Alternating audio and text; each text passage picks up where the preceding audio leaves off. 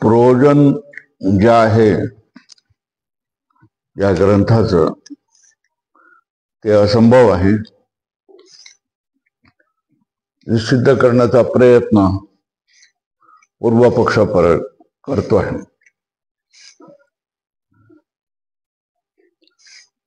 जीव आणि परमात्माचं ऐक्य हे ज्ञान तुम्हाला झालं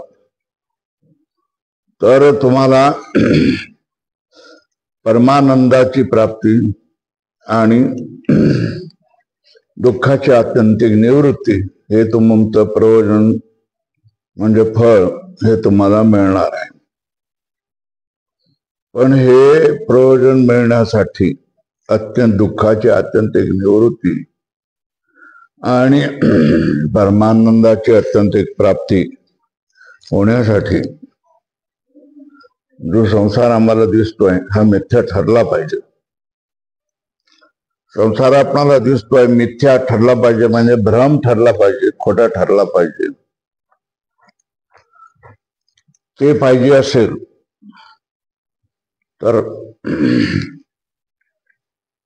जशा तऱ्हेने रज्जूवर सर्पाचा अध्यास होतो तशा तऱ्हेने आपणाला जे नाही आहे त्याच्यावर जे आहे त्याचा अध्यास झाला पाहिजे.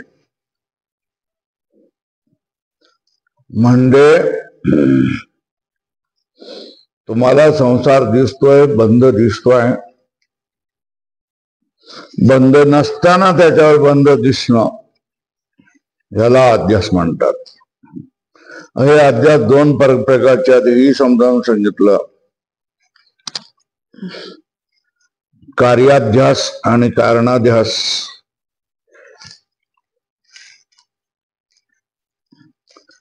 कार्याचा अध्यास सांगताना त्याचे दोन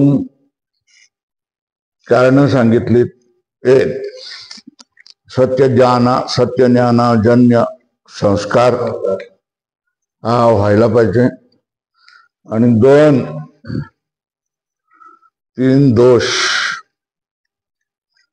तीन दोषाचे पुन्हा भेद केलेत.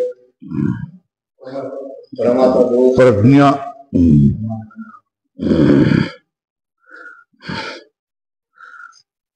प्रमाण दोष, प्रमाता दोष आणि प्रमेय दोष हे दोष असले पाहिजेत. तरच अध्यास होऊ शकतो. कारणाध्यास तर हे दोन्ही अध्यास होऊ शकत नाही, कार्याचा अध्यास होऊ शकत नाही. पण जगामध्ये एक तुमचा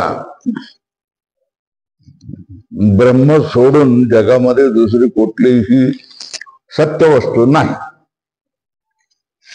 जगामध्ये जर ब्रह्म सोडून सत्य वस्तू नाही तर सत्य वस्तूचा संस्कार होणं शक्य नाही है ना. कारण सत्य वस्तू नाहीच. एकमेव सत्य वस्तू आहे तीच ब्रह्म आहे. बरोबर आहे. आणि त्या ब्रह्मावर संसार जर सत्य असता तर त्याचा संस्कार झाला असता. संस्कार झाला असता तर ब्रह्मावर त्याचा अध्यास झाला असता. पण ब्रह्म सोडून दुसरी कुठलीही वस्तू सत्यच नाही. तर सत्य वस्तू, सत्य ज्ञान जन्य संस्कार हे होणं शक्य नाही. सामग्रीचं एका भागाचं खंडन केलं, दुसऱ्या भागाचं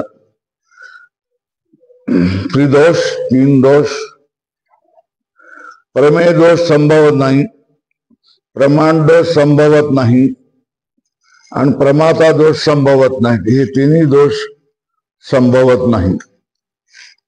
त्याच्यामुळे कार्याचा अध्यास होणं शक्य नाही हे पूर्व पक्षाने सांगितलं. त्याच्यानंतर कार्याचा अध्यास नको होऊन देत, कारणाचा तर अध्यास व्हायला पाहिजे. कारणाचा अध्यास जशा तऱ्हेने रज्जूचं अज्ञान असल्यानंतर त्याच्यावर सर्पाचा अभ्यास होतो. रज्जूचा अध्यास, रज्जूचा अज्ञान हा अध्यास आहे.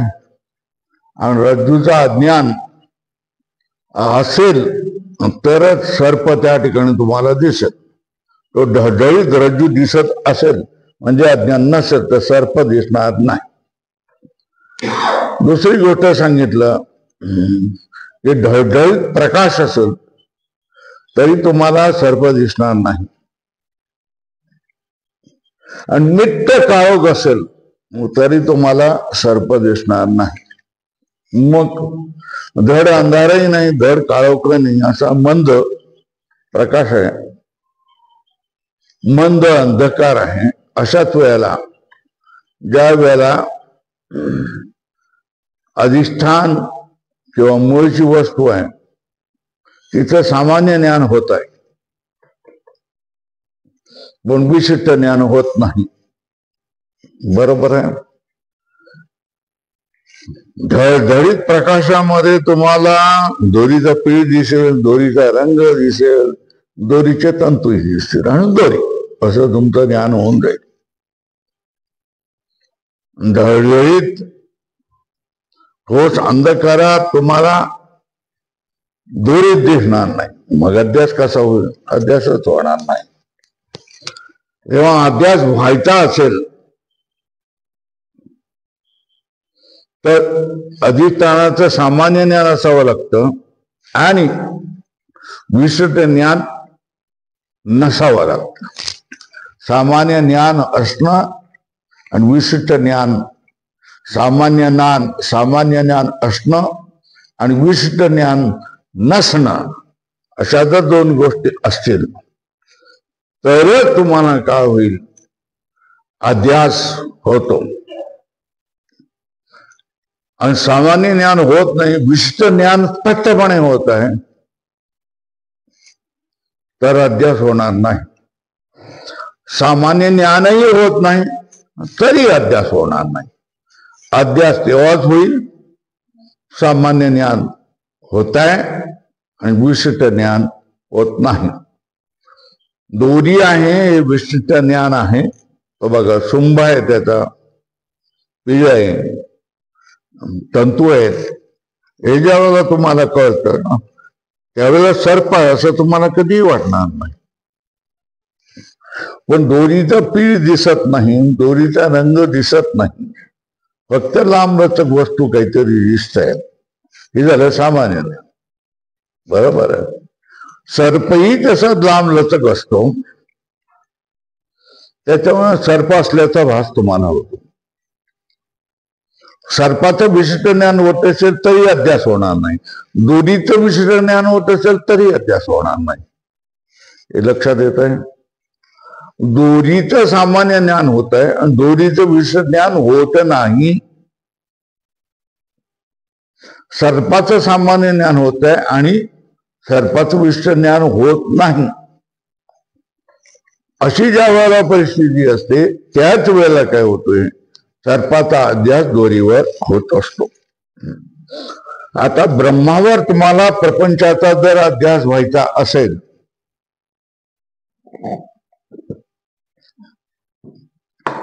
तर ब्रह्माचं सामान्य ज्ञान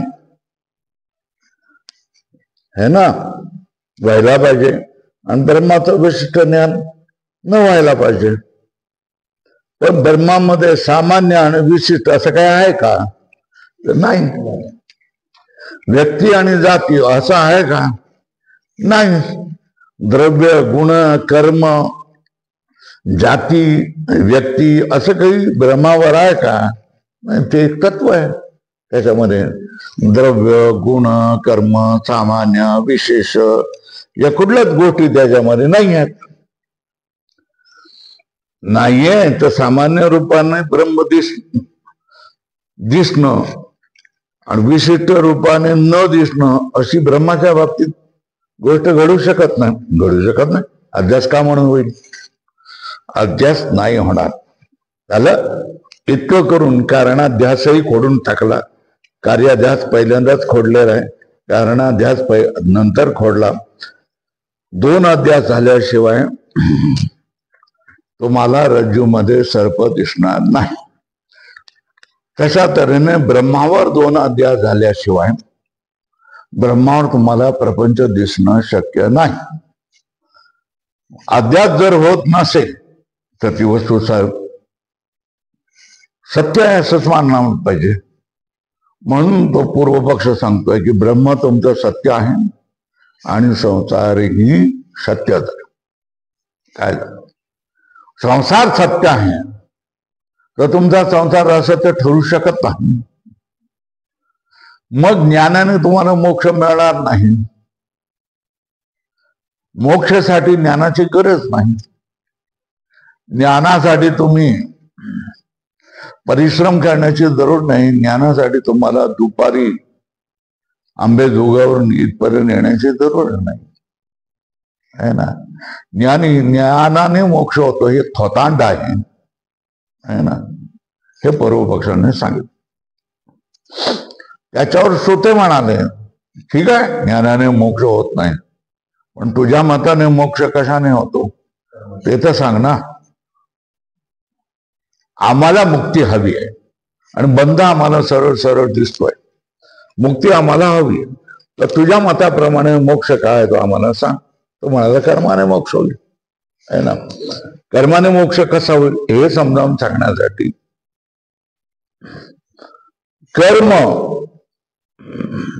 कर्माचं स्वरूप सांगतायत. पहिल्यांदा 2 भेद दिले, विहित कर्म आणि निषिद्ध कर्म, हे 2 भेद सांगितले.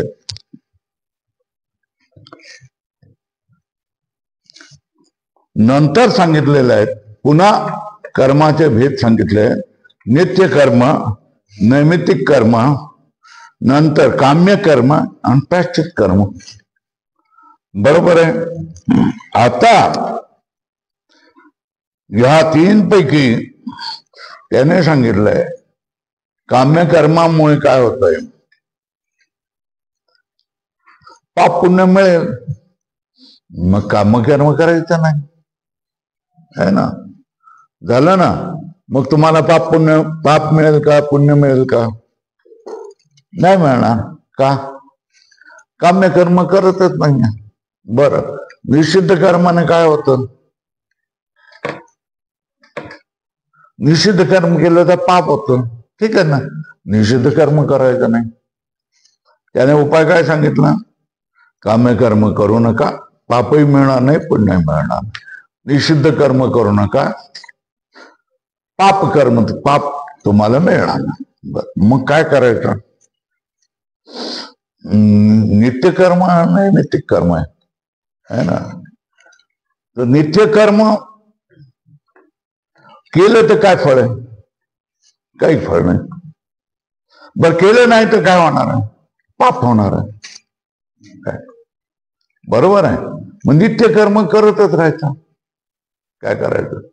नित्यकर्म काय सोडायचं नाही, नित्यकर्म करतच राहायचं. बरोबर आहे. बर, मग त्याच्यानंतर काय सांगितलं? नित्य नैमित्तिक कर्म आहे. नित्यकर्म आणि नैमित्तिक कर्म. नैमित्तिक कर्म कुठलं आहे? कुठलं तुम्हाला एखादं पाप झालेलं असेल तर ते दूर करण्यासाठी तुम्ही प्रायश्चित घेतात, त्याला नैमित्तिक कर्म म्हणतात. वृद्ध वगैरे आले, श्रेष्ठ लोक आले, मोठे लोक आले, वडीलधारी लोक आले की त्यांना उत्थापन देणं, देवपूजा वगैरे करणं, याला काय म्हणतात? श्राद्ध आदी कर्म करणं, त्याला काय म्हणतात? नैमित्तिक कर्म. काम्य कर्म, नित्य कर्म आणि नैमित्तिक कर्म. तर नैमित्तिक कर्म करायचं का नाही करायचं? नैमित्तिक कर्म करायचं. सगळ्यांना मान द्यायचा, गुरुला मान द्यायचा, ब्राह्मणाला मान द्यायचा, देव बाप्पाला मान द्यायचा, देवतेला मान द्यायचा, वडीलधाऱ्यांना मान द्यायचा. याला काय म्हणतात? नैमित्तिक कर्म म्हणतात. शिवाय नैमित्तिक कर्म म्हणजे काय?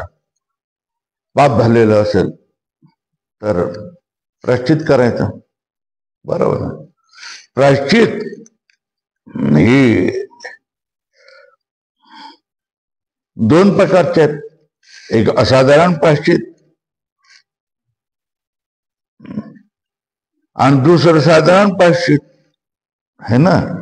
प्रायश्चित कर्म किती आहेत? दोन. साधारण प्रायश्चित आणि असाधारण प्रायश्चित. साधारण प्रायश्चित म्हणजे काय? आपल्या हातून काही पाप झालेलं आहे असं तुम्हाला आतून टोचणी लागायला लागते. काय काय काय वाटायला लागलं? आपल्या हातून हे आपण करायला नको होतं है ना. हे आपण केलं ते चूक आहे. दोन गोष्टी होत असतात. तुम्ही कुठलंही कर्म केलं ते निषिद्ध असेल तर बाहेरून गदारोळ होतो. समजलं का?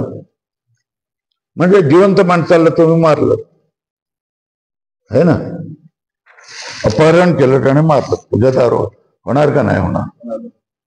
होणार ना. कोणी असू देत, कितीही मोठा असू देत, होणार की नाही होणार? सर्वसाधारण माणसाने पाप केलेलं आहे, ते गदारोळ होतो की नाही? तर बाहेरूनही गदारोळ होणार, बरोबर आहे ना. आणि मनात, तुमच्या मनात असं वाटतं की नाही असं व्हायला नाही पाहिजे होतं, असं वाटतं की नाही असं करायला नाही पाहिजे होतं, पण तरीही मी केलं. असं जर केलं असेल तर तिथल्या कायद्याप्रमाणे तुम्हाला शिक्षा मिळणारच आहे इथेच या जन्मामध्ये. शिवाय तुम्हाला मेल्यानंतरही शिक्षा मिळणारच आहे, बरोबर आहे. इथे तुम्ही माफी मागा न मागा काही करा, तुम्हाला कायद्याप्रमाणे शिक्षा मिळणारच आहे, बरोबर आहे. आता काही कर्म अशा तऱ्हेचे असतात, समजतात का तुम्हाला? समजताय ना या गोष्टी, की त्याच्यामध्ये कायदा काहीही करू शकत नाही आहे ना. पण शास्त्राने सांगितलेलं असतं हे जे काय करतोयस तू चुकीचं करतोय, हे करू नये, ते करू नये, असं शास्त्र सांगितलं. म्हणजे शास्त्र काय सांगतं? तुमची पत्नी, तुमची आई आणि बहीण सोडून ज्या कोणी स्त्री, अन्य स्त्री आहेत यांच्याकडे तुम्ही भोगदासी म्हणून पाहता कामा नये. तुम्ही आई बहीण म्हणून पाहिलं पाहिजे. हे कोण सांगतं तुम्हाला? शास्त्र सांगतं. याच्याविषयी कायदा आहे. कायदा काय? समोरच्या महिलेचं छेडछाड तुम्ही करू नये. छेडछाड केली शिक्षा.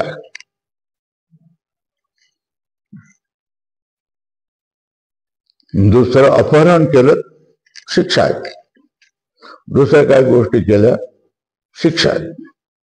पण असं काही केलं नाही आणि त्याच्या मनामध्ये जर काय आलं तर ज्याला बाहेरून, अशा ज्या कर्माला बाहेरून काही कायद्यानुसार शिक्षा नाही है ना, पण सांगितलेलं आहे काय? अन्य स्त्रियांकडे तुम्ही सन्मानाने पहा, आदराने पहा आणि मनामध्ये विकृती आणू देऊ नका. आणि तरीही तुमच्या मनामध्ये विकृती आली तर काय करायचं? तर ती मनाला टोचणी लागते की नाही?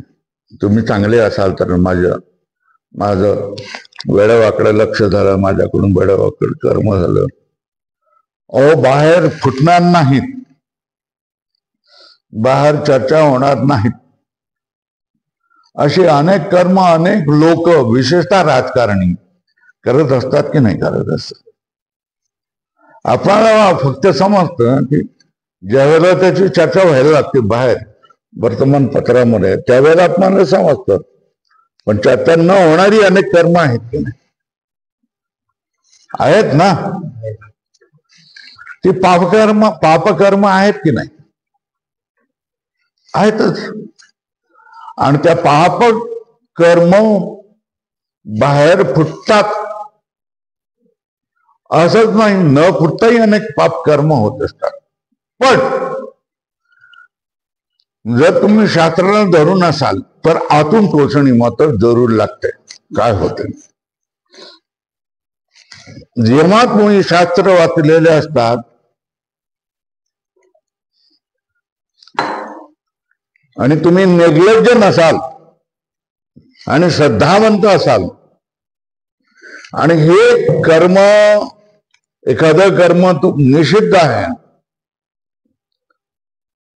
तरी पण तुमच्या हातून ते झालं तर आतून जी टोचणी लागते ना, हे ना, की हे तू पाप केलंय, हे तू पाप केलंय, त्याला असं बोलायला नव्हतं, त्याच्याशी असं वागायला नको होतं, हे ना, हे जे तुम्हाला वागल्यानंतर टोचत राहतं ना, याला काय म्हणतात, ही टोचणी पापाची टोचणी म्हणतात, है ना.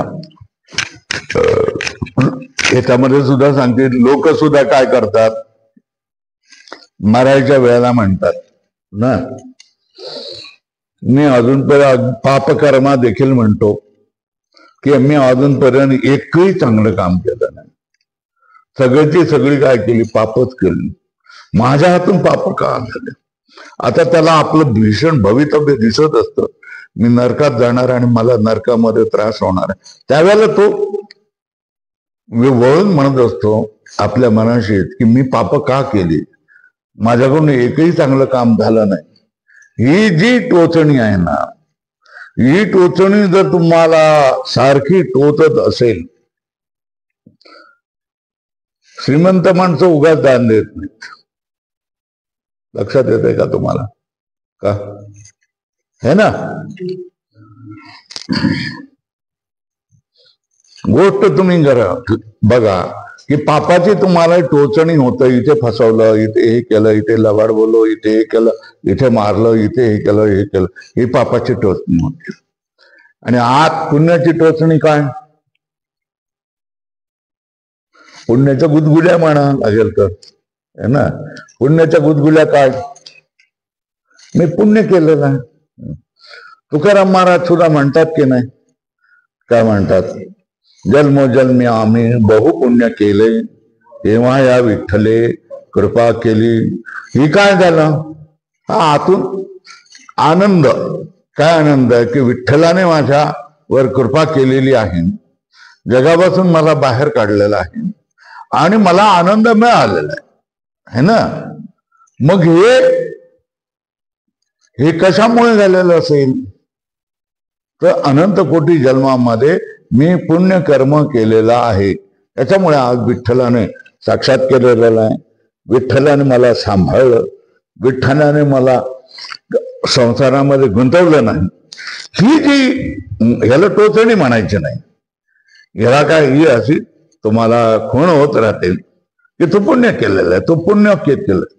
तर आता बघा, एक टोचणी असते काय, मी पाप केलेलं आहे, मी पाप केलेलं आहे, मी पाप केलेलं आहे. आणि दुसरी काय असते,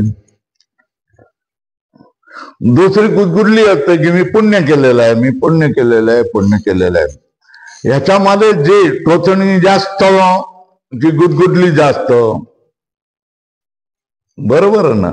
पुण्य जास्त केलं असतं गुदगुदली जास्त, आणि पाप अधिक केलं असेल तर टोचणी जास्त, असं असतं, बरोबर आहे. तर हे टोचणीत गुदगुदली बरी वाटते ना, पण टोचणी वाईट वाटते ना. तर टोचणी कमी करण्यासाठी काय सांगितलेलं आहे, शास्त्र प्रायश्चित सांगत असतं की गोवध केला तर काय करायचं, माणसाचं वध केला तर काय केलं, ब्राह्मणाचं वध केला तर काय करायचं, स्त्रीवध केलं तर काय करायचं, हे सांगितलेलं असतं, बरोबर आहे. त्याला काय म्हणतात, प्रायश्चित म्हणतात, बरोबर आहे. काही विशिष्ट निमित्ताने तुमचं काही अपराध झालेला असेल आणि त्याची तुम्हाला टोचणी खूप लागलेली असेल, त्याला लोकही सांगतात, उपाय सांगतात, मनही सांगतात, दुसरे देवबाप्पा लोकही सांगत असतात, जावा तुम्ही तिकडे करा, काहीतरी करा, असं करा, तसं करा सांगतात. हे झालं, काय झालं, प्रायश्चित हे असाधारण प्रायश्चित, आणि साधारण प्राचित काय असेल? साधारण प्राचित हे असेल की एकच जन्म नाही, म्हणजे अनंत जन्मामध्ये आपण काही ना काहीतरी पाप केलेली असतील, मग ती पाप आपल्याला माहित नसतात, है ना. मग त्यातही काहीतरी करावं, ते दूर व्हावं, याच्यासाठी काय करावं? आता शिवरात्री जी पूजा वगैरे होते ना, त्यावेळेला तो ब्राह्मण म्हणत असतो, अनंत कोटी जन्मामध्ये जी काही पाप मी केलेली असतील त्याचं काय निष्कारण व्हावं, निराकरण व्हावं, याच्यासाठी मी पूजा करतोय, हे सुख मिळावं म्हणून मी करतोय, वगैरे वगैरे तो ब्राह्मण संस्कृत मध्ये म्हणत असतो. तर ह्याच्यामधून हे दरवर्षाला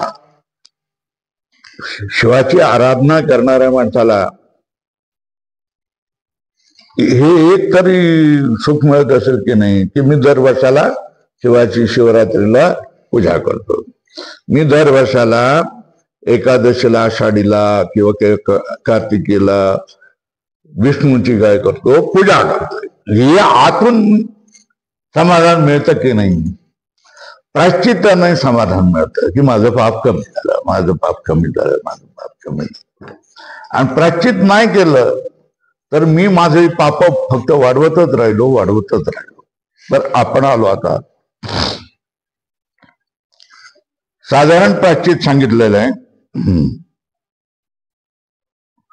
तर ते का करावे, कशासाठी करावे हे नंतर सांगतील, पण त्याच्या अगोदर सांगतात काय करतायत, की अजून कर्माचे 3 भेद करतात. किती? पहिल्यांदा काय सांगितलं? कर्माचे भेद 2. कुठले? विहित कर्म, निषिद्ध कर्म. त्याच्यानंतर काय सांगितलं? परम कर्माचे किती भेद सांगितले? 4 भेद सांगितले आहे ना. कुठले कुठले? नित्य कर्म, नैमित्तिक कर्म, काम्य कर्म, प्रायश्चित्त कर्म. 4 भेद सांगितलं. आता परत सांगतात की प्रायश्चित्तामध्ये काम्य कर्म आणि प्रायश्चित कर्म, बरोबर आहे. तर प्रायश्चित कर्मामध्ये 2 भेद सांगितले, असाधारण प्रायश्चित आणि साधारण प्रायश्चित. आणि साधारण प्रायश्चित मध्ये समजावून सांगण्यासाठी पुन्हा कर्माचे संचित कर्म, प्रारब्ध कर्म आणि क्रियमान कर्म असे 3 भेद सांगितले. किती भेद सांगितले? संचित कर्म, प्रारब्ध कर्म आणि क्रियमान कर्म. संचित कर्म म्हणजे अनंत कोटी जन्मामध्ये तुम्ही पाप पुण्य केलेले त्याचा ढिगारा, काय म्हणायचं, त्याचा ढिगारा, बरोबर. प्रारब्ध कर्म म्हणजे काय करतं, त्याच्यामधले काही कर्म अशी एकत्र आले आणि त्यांनी काय केलं, तुम्हाला जन्म, आयुष्य आणि भोग देणारा आता जे काय तुम्हाला, तुमचा रंग कुठला आलाय, तुम्हाला आकार कुठला आहे, तुमचा जाती कुठली आहे, तुम्हाला भोग काय काय मिळणार आहे, तुम्हाला रोग केव्हा होणार आहे, तुम्हाला आयुष्य काय काय होणार आहे, हे सगळं ज्याच्यामुळे ठरतंय. आणि ज्याने भोग आपल्याला द्यायला लागतं त्याला काय म्हणतात? प्रारब्ध कर्म. प्रारब्ध कर्म हे कशाने होऊन जातं? भोगावच लागतं, त्याला काही उपयोग नाही. तुम्ही उद्वेग कराल तर अधिक दुःखच होईल, है ना. भोगणं ते फळ आहे संचिताचं, बरोबर आहे. तर संचित कर्म, प्रारब्ध कर्म सांगितलेलं आहे आणि फलभोगाने नाश होतो म्हणून सांगितलं. काम्य कर्माच्या फलाची इच्छा केली नाही म्हणजे त्याचे फल उत्तम भोगादे मिळणार नाही, इथपर्यंत आलो आहे, बरोबर आहे ना. काम्य कर्माची अशी गोष्ट आहे, म्हणजे कुठल्या तरी कामनेने काही कर्म करणं. हे जर मी काम केलं तर मला स्वर्ग मिळेल, है ना. रोज यज्ञ याग केला तर तुला स्वर्गात जाता येईल, नरकात तू जाणार नाही, स्वर्गामध्ये जाशील, असं शास्त्र सांगत असतं, बरोबर आहे. आता ज्याला हे सगळं माहीत असतं, आहे ना, माहीत नसतं की काम्य कर्माने स्वर्ग मिळतो, है ना, हे ज्याला माहित नाही तो काम्य कर्म करेल की नाही करेल? करणारच नाही. बरोबर आहे.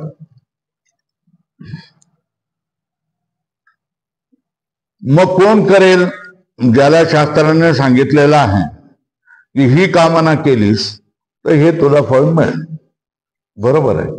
हे ज्याला समजतं, ज्याचा शास्त्रावर विश्वास आहे, या देवबापावर विश्वास आहे, तो म्हणणार की मला हे फळ पाहिजे, मी या फळाचा अधिकारी आहे आणि मला हे फळ पाहिजे असं म्हणणार. ज्या वेळेला तुम्हाला हे फळ मला मिळालंच पाहिजे, बरोबर आहे ना, असं तुम्हाला वाटत असेल तर तुम्हाला त्याचं ते फळ मिळणार है ना. पण मध्ये जर तुमची इच्छा नष्ट झाली तर तुम्ही काय करणार?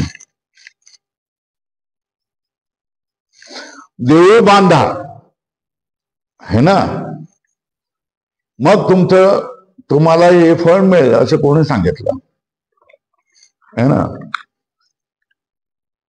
आणि मध्ये तुमची परिस्थिती वाईट आली आणि तुम्हाला देऊळ बांधता आलं नाही तर देऊळ अर्धवटच राहिलं की नाही? राहिलं ना. असे आपल्याला अर्धवट देवळं दिसतात की नाही? दिसतात कुठे कुठे अर्धवटच.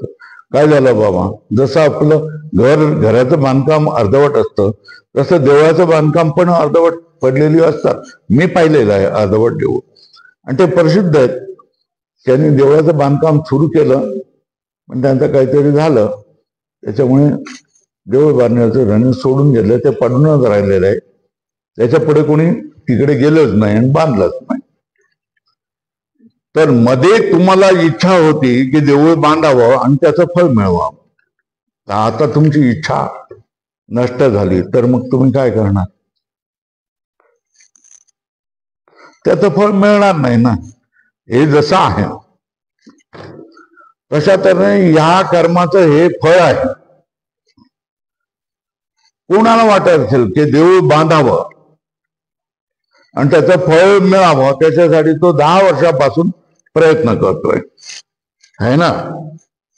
आणि मध्ये माझ्यासारखा कोणी भेटला आणि त्याने सांगितलं की कशाला, तुला जमत नाही तर कशाला बांधतोयस तू, नको बांधू, काय करण्याची गरज नाही, देव तुझ्या हृदयात मध्ये आहे आणि तू मुक्तच आहे असं त्याला सांगितलं. तुम्हाला त्या फळाची काही गरज नाही असं सांगितलं. पण देऊळ बांधणारा जो माणूस आहे आणि देऊळ बांधा म्हणून सांगणारा जो प्रेरणारा देव बाप्पा आहे, तो सांगतो की ठीक आहे, तुला फळ नको असेल पण देऊळ आता सुरू केलंय ना, जसं तसं तुम्ही पूर्ण करून टाक. तर त्याने जसं तसं पूर्ण केलं. पण देऊळ बांधण्यामुळे त्याला जे काय फळ मिळणार होतं याची कामना त्याने केली का? नाही केली. आता कामना केली नाही, देऊळ बांधलं पण कामना केली नाही, तर मग देवळाचं फळ मिळणार की नाही मिळणार? नाही मिळणार, कारण त्याची इच्छाच नाही आहे ना. त्याने देऊन टाकला ना, हे देवा, हे तुझं कर्म आहे, तुझ्यासाठी मी केलेलं आहे, हे फळ तुझं आहे, मला याचं फळ नको. आता त्याला फळ मिळेल की नाही मिळणार? नाही मिळणार ना. साधी गोष्ट आहे. तुम्ही काम्य कर्म केलं, कामना नष्ट झाली तर तुम्हाला त्याचं फळ मिळत नाही. कर्म पूर्ण केलं तरी त्या कामनेचं फळ तुम्हाला मिळत नाही. बरोबर. काम्य कर्माचं काय? काम्य कर्माच्या बाबत असा नियम आहे की जोपर्यंत कामना करतात तुम्ही, बरोबर आहे, तोपर्यंत तुम्हाला फळ मिळेल. पण तुम्ही कामना नष्ट झाली तर ते फळ तुमचं राहत नाही, तुम्हाला राहत नाही. म्हणून आम्ही सगळे संत काय सांगतात, कर्म करायचं का नाही करायचं? का? कर्म केल्याशिवाय एक क्षणही कोणी राहू शकत नाही. काय सांगितलं? एक क्षणही कोणी माणूस कर्म केल्याशिवाय राहू शकत नाही है ना. त्याच्यामुळे कर्म करायचं. पण कर्म केलं तर मला पाप आणि पुण्य मिळेल काहीतरी, ते मला नको आहे. हे माझ्या नावावर पाप पुण्य लागणार आहे हे मला नको आहे असं तो म्हणत असेल तर देवाने काय सांगितलं, तुला कर्म नको ना, तू ज्याच्यासाठी कर्म करतोय त्याला देऊन टाक ना. काय हे लक्षात येतंय का? काय निष्काम कामना न करता कर्म करणं, भगवंतासाठी कर्म करणं, त्याचं फळ भगवंताला अर्पण करणं आणि कर्म करत राहा. मग आता काय होईल? फळ हे स्वतःसाठी असतं है ना. तुम्ही केलेलं फळ हे तुम्हालाच मिळणार, तुम्ही केलेलं कर्माचं फळ तुम्हालाच मिळणारच है ना. आणि तुम्ही न केलेलं कर्माचं फळ तुम्हाला मिळणार नाही. बरोबर आहे. बाई धार्मिक लहानपणापासून ते म्हातारपणापर्यंत घेऊन गळ्यात माळा घालून तिने सगळी कर्म नित्यनैमित्तिक सगळी कर्म केलेली आहेत, पुण्य कर्म केलेले आहेत, जिथे तिथे दान दिलेले आहे, पट्या दिल्या आहेत, सगळं दिलं. आणि तुझा नवरा म्हातारा आहे ना. आणि हा म्हातारा नास्तिक आहे, तो देवा धर्माची खिल्ली उडवतो, साधू संतांची खिल्ली उडवतो, सगळं करतो. ती म्हातारी येऊन माझ्यासारखे सांगतो, स्वामीजी मी पुण्य केलेलं आहे, खूप पुण्य केलेलं आहे, खूप देवधर्म केलेला आहे, फक्त मला वाटतंय माझा नवरा काहीच करत नाही, तो नरकात जाऊ नये, त्याचीही माझ्या बरोबर मुक्ती व्हावी असं काहीतरी सांगा. माझ्या अगोदर ते जातील आणि माझं अर्ध पुण्य त्यांना मिळेल. मी अर्धांगी आहे ना, मग माझं अर्ध पुण्य त्यांना मिळालं पाहिजे. याच्यावर आम्ही उत्तर काय देणार? नाही बाई, तुझं केलेलं पुण्य तुझंच आहे आणि त्याने केलेलं पुण्य त्याच आहे. त्याने जर नारकीय कर्म केले असेल तो नरकामध्येच जाणार, आणि तू पुण्य केलेलं असेल तर तो पुण्य स्वर्गामध्येच जाणार. असं नाही की तुझं अर्ध मी पुण्य त्यांना देते पण त्या नरकामध्ये जाऊ नका, मी पतिव्रत आहे, हे जमणार नाही.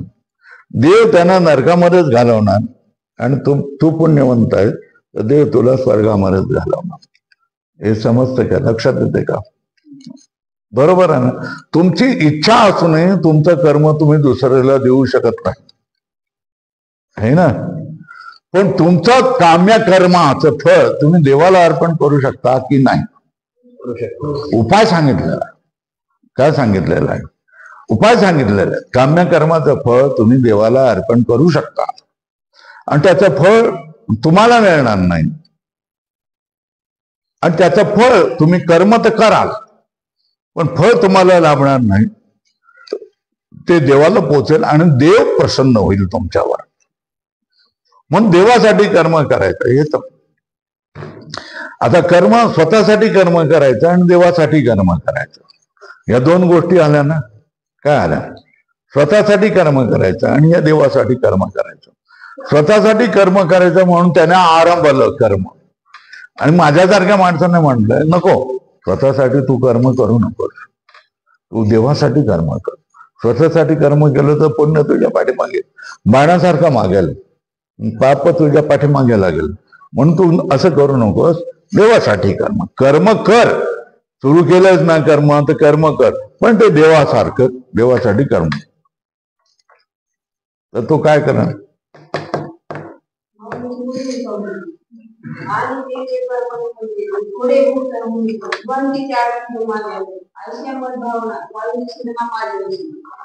बोलून दाखवा मराठीत.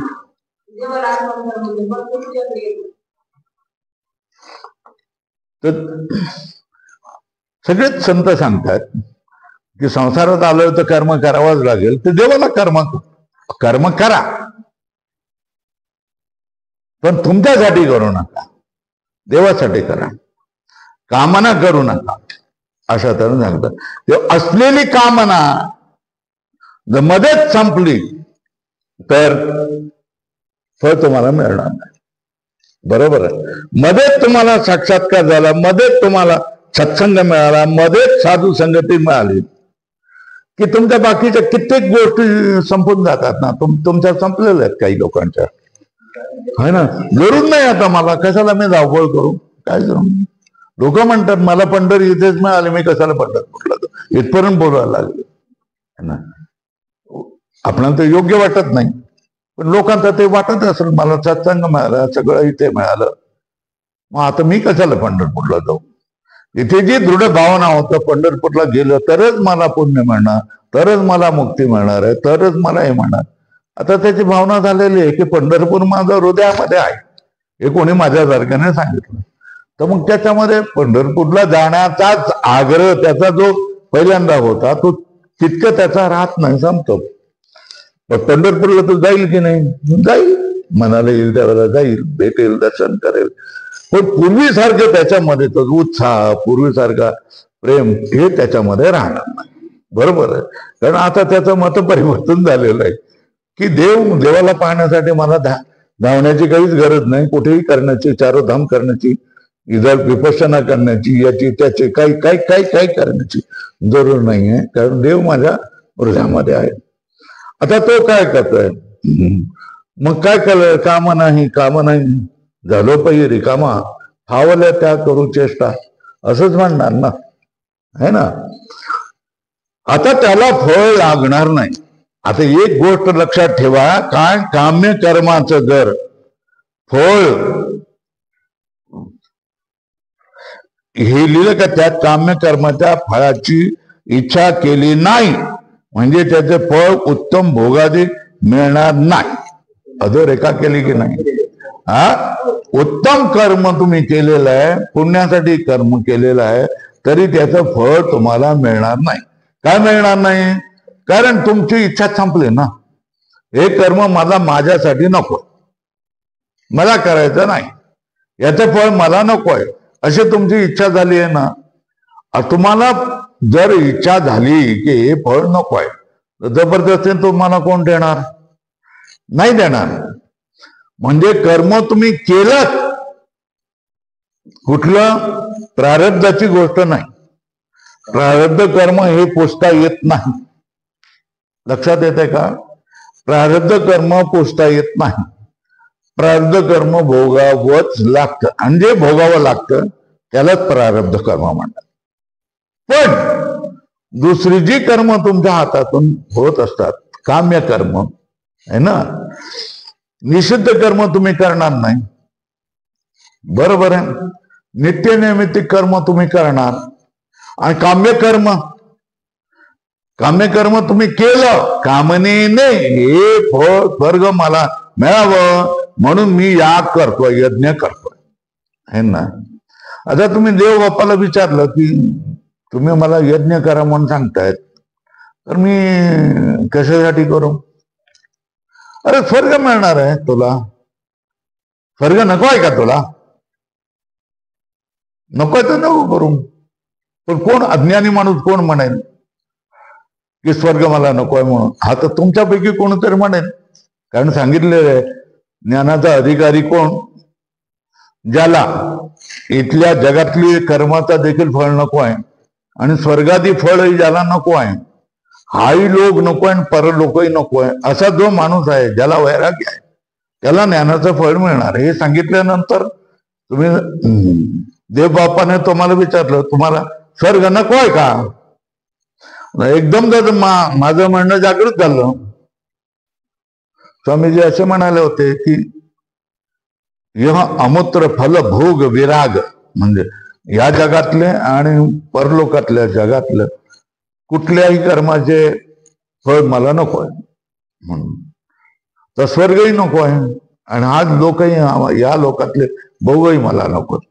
मग त्यावेळेला तुम्हाला देव बाप्पाने तुम्हाला प्रश्न विचारण्यासाठी हे केलंय की तुम्हाला स्वर्ग नको आहे का, तर तुम्ही सांगाल मला स्वर्ग नको आहे, नको आहे मला स्वर्गाचं फळ नको आहे मला. मग काय करणार. पण काम्यकर्म आरंभलं ना का बाबा, मग एवढं पूर्ण करून टाक. पण फळाचं काय, हो तुला मिळणार नाही. का मिळणार नाही? पण तुझी इच्छाच नाही, तू म्हणतोस नकोय म्हणून देवाला देऊन टाकलंस, आहे ना.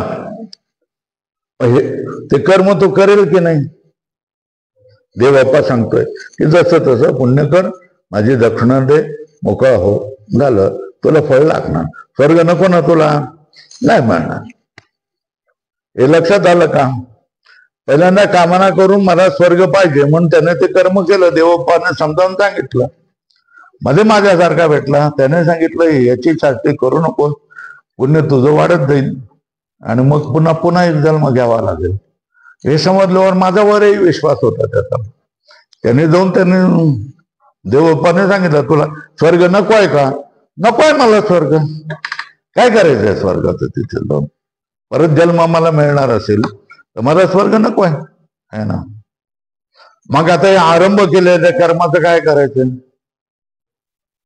तुम्हीच सांगा त्याच्यावर उतारा काय तो. तर तो सांगतो की माझी दक्षिणा तर द्यावी लागेल ना. दक्षिणा देण्यासाठी हे कर्म जसं तसं पूर्ण कर. तुझं फळ तुला नको असेल तर ठीक आहे, पण माझं फळ मला पाहिजे ना. मी हे कर्म केलंय पौरोहित्य, तर त्याचं फळ जे दक्षिणा हे मला मिळालं पाहिजे, द्यावं लागेल तुला. म्हणून जसं तसं कर्म पूर्ण कर. मग तो पूर्ण करेल. मग कोणाचं फळ कोणाला मिळेल? पुरोहिताच्या कर्माचं फळ दक्षिणा हे त्याला मिळेल, पण यज्ञाचं फळ जे स्वर्ग हे याला मिळणार नाही. कारण याने याची जी कामना होती, कामना संपली. मला स्वर्ग फळ नको. तो देवाला सांगेल पूर्णाहुतीच्या वेळेला, देवा हा ब्राह्मण काय म्हणतोय तो म्हणून देत, पण देवा मला स्वर्गाचं फळ देऊ नकोस. मला स्वर्गाचं फळ नको आहे, कारण माझा पुन्हा जन्म होऊन जाईल. हे स्वर्गाचं फळ मी तुला देऊन टाकलेलं आहे. हे मनात म्हणेल की नाही? माझ्यासारखा माणूस तर अवश्य म्हणेल, है ना. आता पूर्णाहुतीच्या वेळेला आम्हाला उभं करतात की नाही, है ना. सगळे यजमान 16 यजमान वगैरे सगळं कर्म करतात. मग ते फळासाठीच करतात ना. नाही तर कोण करेल दक्षिणा देऊन कर्म करेल? 1000 रुपये दक्षिणा द्यावी लागते, 2000 दक्षिणा द्यावी. 16 लोकांना उभं करतात, चांगलं हे करतात, आणि शेवटी आणण्यासाठी पूर्णाहुती करण्यासाठी स्वामीजीला बोलवतात. यज्ञ कर्म करणं हे स्वामीजीचं काम नाही. यज्ञ कर्म करणं, पूर्णाहुती करणं हे स्वामीजीचं काम नाही. एवढे लोक काय करतात, संन्यासाला विनाकारण तिथे गुंतून बसतात, है ना.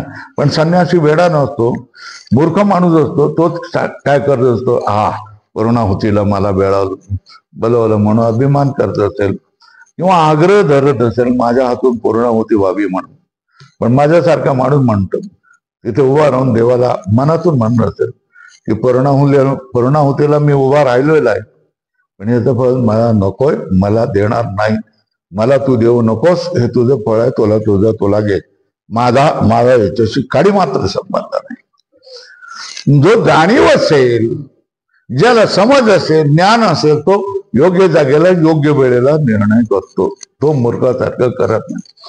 आता तुम्ही सांगायचं म्हणून आत्मस्तुती म्हणून नाही, बरं ना. तुम्ही माझ्या बरोबर होता ना. या लोकांनी किती वेळेला किती ठिकाणी पाद्यपूजा केली की नाही? केली ना. त्याने माझ्या पायाची जी पूजा केली, काय म्हणून केली? ते कोणाची पूजा करत होते? अहो ती महिला म्हणते तुम्ही देव आहेत. काय म्हणते ते? तुम्ही देव आहेत. तर ती या देवाची पूजा देव म्हणून करत असते की नाही करत? की हा कुठला तरी देह आहे म्हणून करत असतो. देह आणि देव याच्यामध्ये हकार आणि वकार या दोनाचा भेद आहे फक्त. बाकी देव पहिल्यांदाच आहे. तर ती महिला किंवा जी पूजा करत असते ती काय म्हणून करत असते?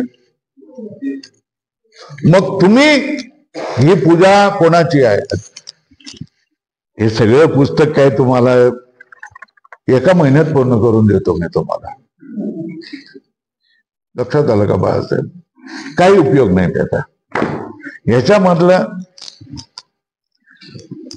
एक तरी ओवी अनुभवावी अशा तऱ्हे माऊली म्हणतात ना, तशा तऱ्हे कुठला तरी एखादा सिद्धांत तुम्हाला जरी जीवनामध्ये अनुभवाला आला तरी हे ग्रंथ वाचल्याचा तुम्हाला तुम्हाला समजावून सांगितलं. ती माऊली हा मांसाचा सांगाडा आहे म्हणून ती पूजा करते का? मग ती काय करते? आणि ती सांगतेही काय? माझी पूजा कशाला करते? मी बोललो ती म्हणते तुम्ही देव आहे ना. तुमच्या ठिकाणी ती जी भावना करते, पाहते, उघडे डोळ्याने पाहत असली तरी ती तुमच्या शरीराला पाहत नाही है ना. ती म्हणत असते की मी देवाची पूजा करते. बरोबर. आता या ठिकाणी तिची दृष्टी तुम्हाला समजली ना, त्या माऊलीची दृष्टी तुम्हाला. आता तुमची दृष्टी काय? आता ही जी पूजा चाललेली आहे ही पूजा कोणाची? नाही, तुम्ही काय समजता? नाही, तुम्ही काय समजताय? नाही, गुरुजी सांगा. पूजा करणारी स्त्री समजते की मी या माणसाची पूजा करत नाही, हा माणूस देव आहे म्हणून मी देवाची पूजा करते. आता ज्याची पूजा होत आहे तो माणूस काय करतो?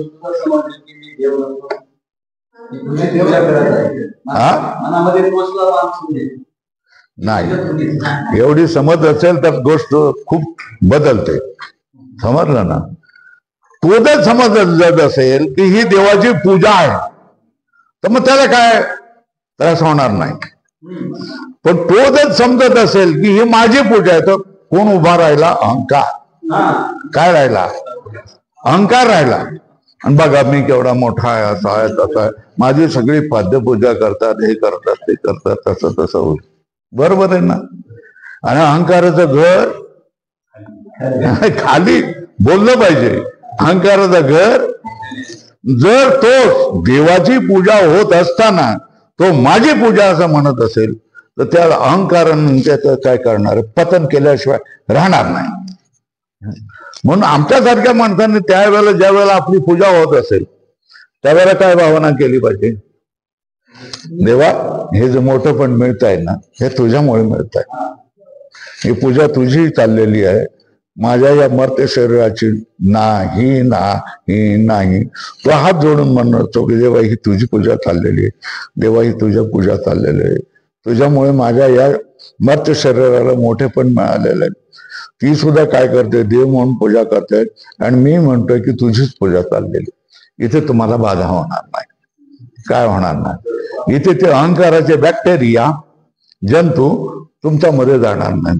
ही जर प्रत्येक वेळेला तुम्ही जर भावना करत असाल, काय भावना करत असाल, पण अशी भावना किती जण करतात मला सांगा जरा. 1 लाखापैकी किती जण? लाखात एक. बरोबर आहे ना.